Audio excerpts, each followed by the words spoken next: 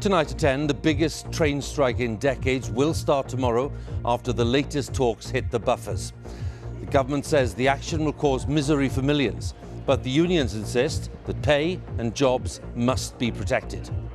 Faced with such an aggressive agenda of cuts to jobs, conditions, pay and pensions, the RMT has no choice but to defend our members industrially and to stop this race to the bottom. There'll be 3 full days of strike action this week. Network Rail says reform is needed to bring benefits in future. If we're able to bring those modern practices into the way we do and run the railway, that could save hundreds of millions of pounds, and that could be transferred into savings and a better pay offer we could put on the table. Services across England, Scotland and Wales are already running on a much reduced timetable tonight. Also on the programme, an apology from Oldham Council and Greater Manchester Police after a report concludes they failed to protect some children from sexual exploitation. The mountain gorillas of Central Africa are thriving again, having once faced extinction. We look at this triumph of conservation. And the story behind the 27-year-old golfer from Sheffield who became the US Open champion. And coming up on the BBC News Channel, Serena Williams makes her return to tennis tomorrow at Eastbourne as she steps up her preparations for Wimbledon after a year out.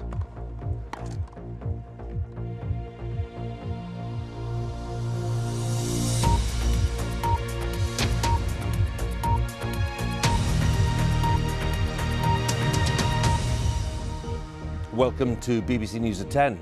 The biggest train strike in 30 years will go ahead this week, following the breakdown of the latest talks between unions and railway leaders. Services across England, Scotland and Wales are already running on a much reduced timetable this evening, ahead of the full strike action tomorrow. Now, the industrial action takes place on 3 days. That's tomorrow and then Thursday and then 2 days later on the Saturday. There will be some services running, but Network Rail says passengers should only travel by train if necessary. Now, the extent of the likely disruption is shown by this official map. The red lines show where the limited services will be operating. As you can see, much of Scotland, Wales, some of the West Country and the South West, no services at all. The dispute between the Rail, Maritime and Transport Workers Union and the companies which run British Railways is centred on pay and job losses and changes to workers' terms and conditions. Now, the RMT says it is prepared to take industrial action for as long as it takes to get a settlement, and it warned that strikes could be taking place for months to come. Our first report this evening is from our transport correspondent, Katie Austin. People heading home this evening were catching some of the last trains before much of the network grinds to a halt in the biggest national rail strike in 3 decades. Last-ditch talks between rail bosses and the RMT union this afternoon ended without a settlement. The RMT has rejected a pay offer worth 3%. Faced with such an aggressive agenda of cuts to jobs, conditions, pay and pensions, the RMT has no choice but to defend our members industrially and to stop this race to the bottom. The rail industry is under pressure to save money after the pandemic hit passenger numbers and revenue, and billions of taxpayers' money kept services running. Rail bosses and the government want the RMT to agree to reforms and more modern ways of working. If we're able to bring those modern practices into the way we do and run the railway, that could save hundreds of millions of pounds, and that could be transferred into savings and a better pay offer we could put on the table. Up to 40,000 members of the RMT are due to walk out on 3 days this week. They work for 13 train companies, for example guards and cleaners, and at Network Rail, which maintains and operates the railway across England, Scotland and Wales. Its staff includes signallers. Signalling staff are crucial to be able to run any trains at all on the tracks, and even with contingency measures in place, about half of Britain's rail network will be completely closed tomorrow, Thursday and Saturday. Where trains can run, there'll be a very limited service and only between about 7:30 in the morning and about 6:30 in the evening. Portsmouth is one of the places that will have no trains at all on strike days. Josh takes the train to work as manager of this pub in Portsmouth city centre because he finds parking difficult and fuel prices have gone up. He'll have to drive this week and is worried the business will suffer if customers who can work from home. I think we're going to be losing about 30% of our normal trade, and a lot of that is because a big part of our trade is commuters. Unfortunately, I'll have to cut back on my staffing levels, which, you know, that's another hit for my staff. Also affected by the strike are some pupils taking GCSE and A-level exams this week, including those at this college in Hereford, where 600 students usually travel in by train. We spend 2 years often more trying to prepare students and give them the confidence, and to have this slap in the face at this point, it makes it very, very difficult. The knock-on effect of strike days will mean a reduced service on Wednesday, Friday and Sunday too, and tomorrow a walkout on the London Underground will mean added disruption for the capital. Labour and the unions have called on ministers to intervene to try and solve the dispute. The Transport Secretary today again insisted that wasn't his place. The employers have the facility to be able to negotiate what are complex and detailed 20 different areas of reform that are required. There's no way that a minister could step into that discussion and be any help. Tomorrow's industrial action is now confirmed. The question now is whether more will follow. And despite pretty lengthy negotiations, both sides in this dispute were clearly too far apart to be able to prevent the action going ahead this week. Both say they're open to further talks in future, but the reality right now is that we do look set to see a week of travel misery, with passengers told not to take the train unless absolutely necessary. And Network Rail has estimated this week could cost it up to £150 million in lost revenue and aborted works. And the possibility appears to remain there could be more strikes to come unless an agreement can be reached. Katie, many thanks again. Katie Austin, our transport correspondent there in Portsmouth tonight. Well, much of the debate in recent weeks has been about the vulnerability of the rail network, the financial impact of the past few years with much lower passenger numbers. Now, our business editor, Simon Jack, is with me to shed more light on the figures. Simon?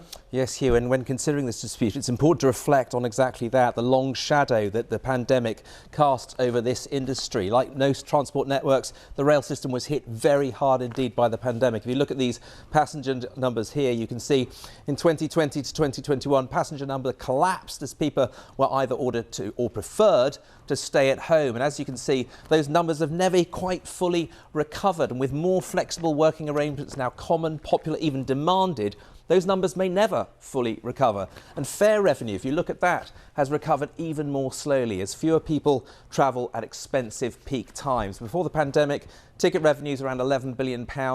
In the last year, it was a little over half that at £5.9 billion. Now, to keep it from collapse during that period, the government pumped £16 billion into the rail system, which saw the end of the old franchise system, leaving the taxpayer now with more financial risk. And that's why ministers insist that reforms are needed to make the railway network economically viable in the future. And we've already seen disputes over driver-only trains. There's anger about proposals perhaps to use drones for maintenance on the tracks, and abolishing ticket offices as more passengers buy online or at machines. Now, what the government sees as essential modernisation and reform, unions see as brutal cost and job cutting, a threat to the livelihood of its members. Now, the two sides are also miles apart on pay.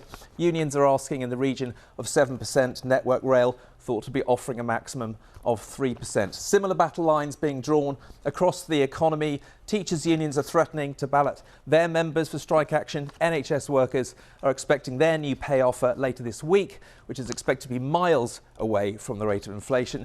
A summer of industrial action may just be getting started. Huw. Simon, many thanks again. Simon Jack there, our business editor.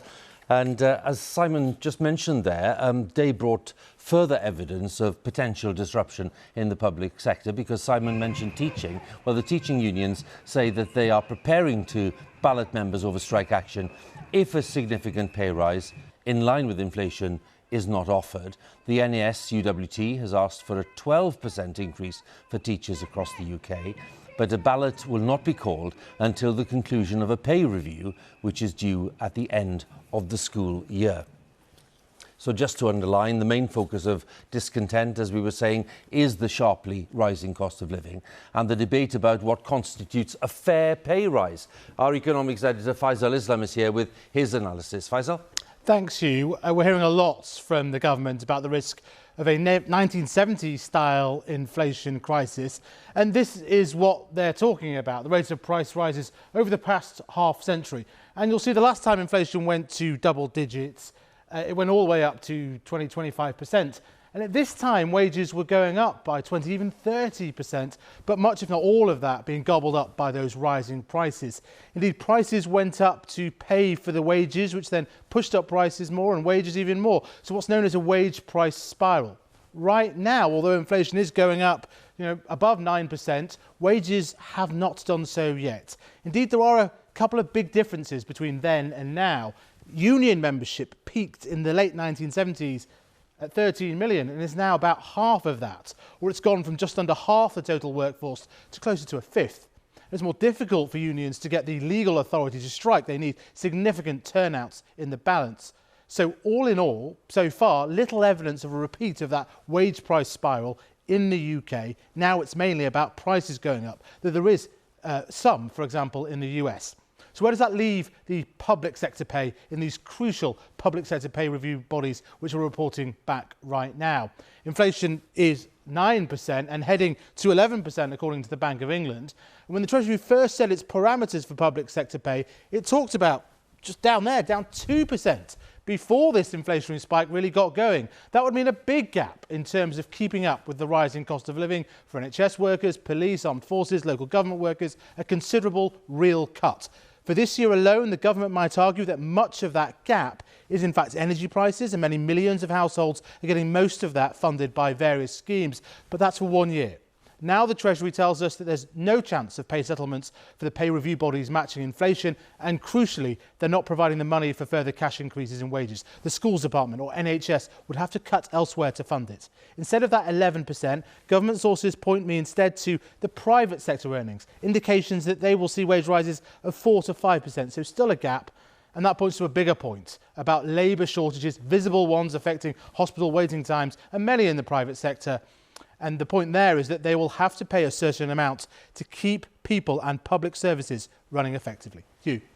Faisal, many thanks for that analysis. Faisal Islam there, our economics editor. So, ministers are accused by the unions of, in effect, preventing a deal from being sealed on the pay dispute there. The government says it's all the fault of outdated unions and the way that they work. Let's talk to Chris Mason, our political editor at Westminster. Chris, this rail strike now then starting tomorrow, and it's going to affect millions of travellers by the end of the week. What's the government's calculation here in saying very publicly that he will not get involved? Their argument here is that this would be a throwback, and in addition to that, they argue that it would be pointless, that it wouldn't make any difference. They point out that there's been around 60 meetings between the employers and the union looking at the fine details of this dispute, and the arrival of a minister at the table simply wouldn't change things.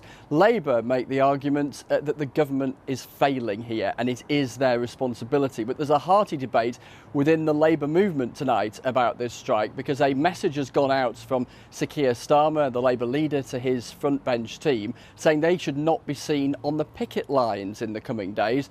We've seen a response immediately from the Unite trade union saying Labour need to decide whose side they're on, bosses or workers. Then there is the bigger picture of spiralling prices, and the candid acknowledgement from a minister today that wages in both the public and the private sector should not be keeping up with prices if the country is going to recover from this economic bump sooner rather than later. In other words, it's a price worth paying to get poorer in the short term to recover sooner. Not a difficult message to sell, or a very difficult message to sell, I should say. So how are they going to do this? We could see relatively soon the return of those COVID-era news conferences where you see ministers and graphs and charts, and you also see experts, perhaps the Office for National Statistics, making their argument, setting out the statistics, as well as a speech coming from the Prime Minister and the Chancellor in the first couple of weeks of next month. Why do they want to do all of this? As somebody in government put it to me tonight, they want to level with people. That is government speak for saying this is going to be bad news. Chris, once again, many thanks. Chris Mason there, our political editor. For more information about the rail strike from Chris and colleagues, including full details on the lines affected, Head to BBC News Online, that's bbc.co.uk/news, or of course you can use the BBC News app. Turning to the day's other main news, Oldham Council and Greater Manchester Police have apologised after a report concluded that they had failed to protect some children from sexual exploitation between 2011 and 2014. The review was commissioned after rumours circulated online that the authorities were covering up child sexual abuse in Oldham. Investigators said there was no evidence to back up that allegation, but that there were flaws in the systems that were meant to protect children. Our correspondent, Danny Savage, has the story. Oldham, another British town where the sexual abuse of children by older men has led to an investigation and admissions of failure by the authorities. On too many occasions, we, the police, were not there for you when you desperately needed us. And for that, I am truly sorry. The report makes for very difficult reading, and on behalf of Oldham Council, I firstly want to apologise to all the victims of CSE that are referenced in this report.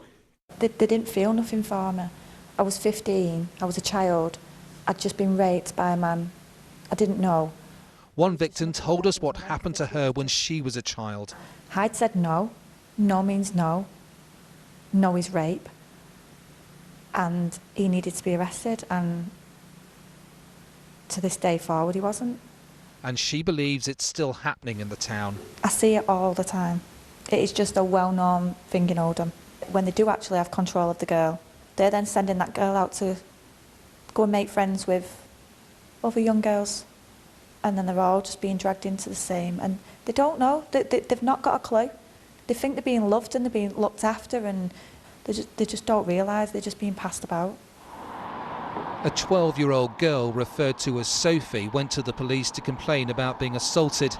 She was turned away for being drunk, then abducted from outside the police station by two men and repeatedly raped. She was helped by this woman. I want action. A former police officer who now campaigns to help victims of child sexual exploitation. I think Oldham is just typical of what has gone on throughout the country. Yes, these cases were in the past, but it's taken all these years for the victims to be heard. My concern is these failures are still happening today. The investigation into child abuse in this town was triggered by claims of a cover-up, but today's report says that was not the case. The authorities may have failed, but they did try to warn children of the dangers. Another litany of child exploitation. A report into the way police handled similar crimes in Rotherham is expected on Wednesday. Danny Savage, BBC News, Oldham. India's Supreme Court is to decide whether the government policy of demolishing the homes of Muslims who criticise the government is justified by the Constitution. The authorities claim the houses are illegally constructed, but critics say that bulldozing the homes is a deliberate policy of the Hindu nationalist BJP, and there is growing concern in the UN that Muslim protesters are being unfairly targeted, as our South Asia correspondent Rajini Vaidyanathan reports now from the state of Uttar Pradesh. In the streets of Saharanpur, a lingering fear. For Muslims in the town, nothing feels safe anymore. Anti-Muslim sentiments growing in India. Targeted in hate crimes, attacked in political speeches. Now, they're afraid the government's coming for their homes. This is what happened to Kushnudas. Bulldozers sent in after her 17-year-old son Abdul was detained. Authorities say they'll demolish illegally constructed homes of those accused of taking part in violent protests. Kushnuda was here with her young grandchildren when the digger showed up without warning. The children were crying. They were howling. There were lots of police here too. Everyone was scared. The bulldozer was outside and we were in here. Thousands demonstrated in the town following Friday prayers over a week ago, after a national spokesperson for the Hindu nationalist BJP made offensive remarks about the Prophet Muhammad. A largely peaceful march turned tense. Dozens of Muslim men detained. Asma hasn't seen her son Ali since that day. He's accused of rioting. She says he wasn't even at the protests. But officials have been to inspect her house. She's scared the bulldozers could visit next. We sacrificed everything to build this house. They came and said it's illegal and threatened to break it down. We are insects for them. They can crush us anytime they want. It's not just the town of Saharanpur. In recent months, bulldozers have been deployed across India by the governing BJP to crack down on dissent. They're calling it bulldozer justice here in India, a form of punishment which many say targets Muslim protesters, one which has drawn criticism from some of the country's top legal minds. In a statement, a group of retired judges and sitting Supreme Court lawyers said that it was an unacceptable subversion of the rule of law, a violation of citizens' rights, one which makes a mockery of the Constitution. But India's BJP government disagrees. We asked an elected official from the party here in Saharanpur if bulldozing was a proportionate response. Nobody has the right to destroy any public property. So according to the law, definitely the bulldozer must be used on them. Bulldozing is the right thing to do.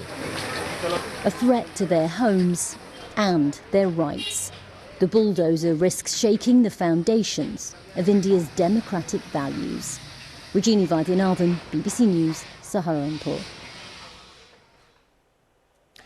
At London's Heathrow Airport, there are piles of luggage. They give a hint of the disruption that is being faced by many travellers.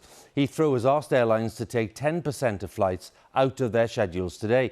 In Terminals 2 and 3, due to these problems and the problems particularly with handling baggage. And Heathrow, of course, is Europe's busiest airport. There for us tonight is our correspondent, Helena Wilkinson, with the latest. Helena? Well, Huw, the problems all began on Friday here at Heathrow Airport when there was a technical issue with one of the baggage handling systems. I'm told that that has now been fixed, but the airport is having to reunite all of those passengers who got to their destinations without their luggage. As you mentioned there today, as a result, the airport has asked airlines to cut their schedule by 10%. That has affected around 5,000 passengers here at the airport. Looking ahead to the summer, EasyJet today said it would be cutting flights over the summer months, partly because of staff shortages following the pandemic. It says that customers will be told in advance of any cancellations. Heathrow Airport has told me this evening no plans to change any schedules at this stage tomorrow, but for many passengers who are planning to travel over the summer by plane, Huw, many will be wondering, no doubt, what kind of disruption they may face when they step into an airport. Indeed, Helena, thanks very much. The latest there at Heathrow with Helena Wilkinson. Delegates are meeting in Kenya this week for the latest round of talks on a global agreement to protect biodiversity. The UN warns that 1 million plant and animal species could be lost in the coming decades. 40 years ago, mountain gorillas were on the brink of extinction, but now, thanks to a huge conservation effort, their numbers are increasing. Our climate editor, Justin Rowlatt, has been to Uganda to see what lessons might be learnt. This park is one of the last 2 places on Earth where mountain gorillas still survive. So we're just hacking our way through the forest because obviously the gorillas go wherever they want. There are no paths up here. Have you seen something, Luke? Just around here. Ah, there's one down there. There's a gorilla.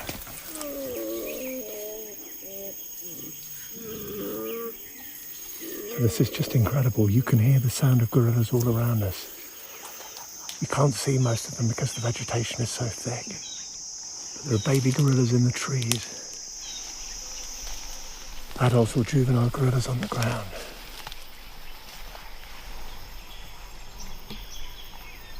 It's incredible to be so close to our one of our closest relatives on Earth.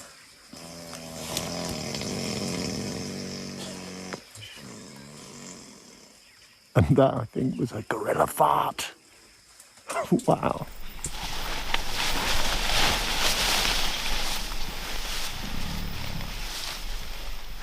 The population is growing steadily. It is a dramatic turnaround. Sir David Attenborough feared he might be seeing the last of their kind when he visited a mountain gorilla family in the 70s. So how have the gorillas been saved? Conservation charities say this, ecotourism, is a large part of the answer. Tourism really does help wild animals if it's done right.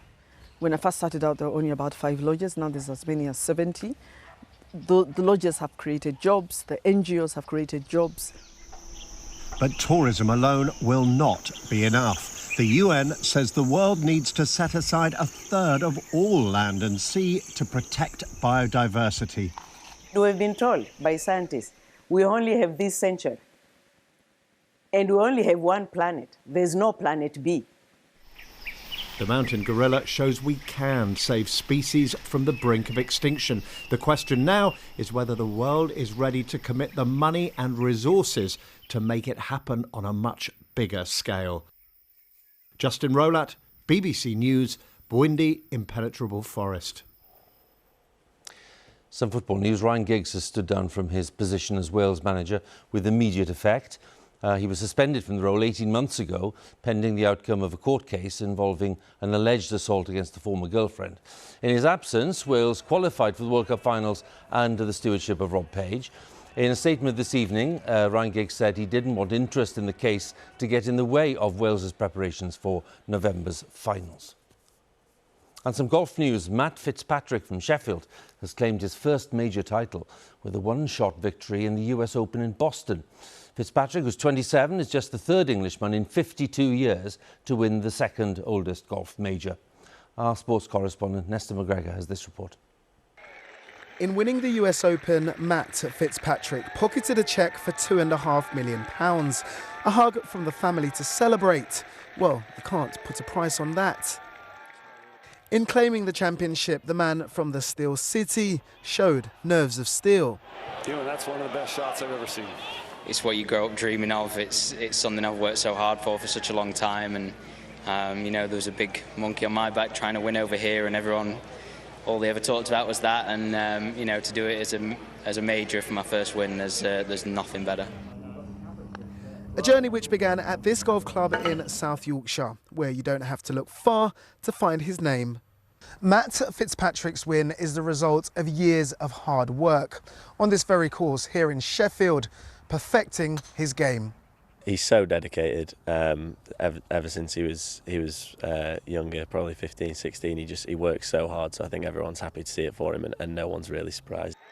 Fitzpatrick wraps his clubs in a Sheffield United badge, a golfer proud of his city, and at this, his old school, a city proud of its golfer. We knew that Matt was going on to greatness, and I think he knew too.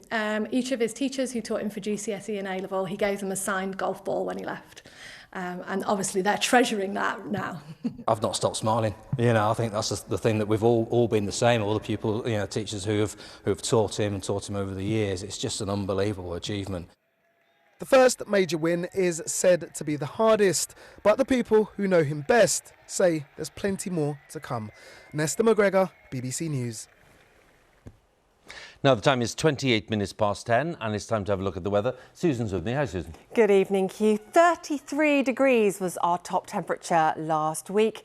We have some heat set to return this week, but if the heat is not for you, fear not, it is not going to reach those dizzying heights. But day on day now until Thursday, we will see the temperatures rising across many parts of the UK. Warmer for England and Wales tomorrow than it was today, and then you'll notice eastern Scotland really picking up in terms of the temperatures through Wednesday, and it should stay warmer here into Thursday as well, somewhat warmer for Northern Ireland as well. And across the core of England and Wales on Thursday, we may see temperatures peaking close to 30 degrees. So How are we going to get there, and why is it cooler for Scotland on Tuesday than England and Wales? Well, we have this weather front to thank, and that will bring some rain in through the course of the night tonight. Most of the rain fizzling away to drizzle by the time we get to Tuesday morning. Sun up, though, at 3:30 in the morning across Shetland. We have the longest day ahead this Tuesday, and 19 hours of daylight possible for some parts of northern Scotland. Not 19 hours of sunshine, though. More cloud around here through the day. I think a bit brighter as the day goes on for Scotland and Northern Ireland, maybe a few showers in the east, but cooler because of the cloud and the weather front, just maybe 17, 18 in Aberdeen, but possibly up to 25 across central England and Wales, even through Tuesday afternoon. Wednesday, again, more sunshine for England and Wales, and it will be warmer here, and brighter skies for Northern Ireland and much of Scotland, away from the northwest where it stays breezy and cool, but we push back into the 20s for Aberdeen and for Belfast on Wednesday, but maybe up to 28 somewhere in England and Wales through the middle of the week. And Thursday looks very similar as well. End of the week, though, if the heat's not for you, it's off yet again. We're going to see showers and rain becoming more widespread across the UK, and a cooler story to end the week and take us into the weekend. Well, the heat is definitely not for me, Susan, so you can keep the 28, OK? Thank you very much. Thanks to Susan there. That's BBC News at 10 on Monday, the 20th of June. There's more analysis coming up on the day's main stories, and that's on Newsnight with my colleague Kirsty. And Kirsty's preparing to present Newsnight on BBC Two right now.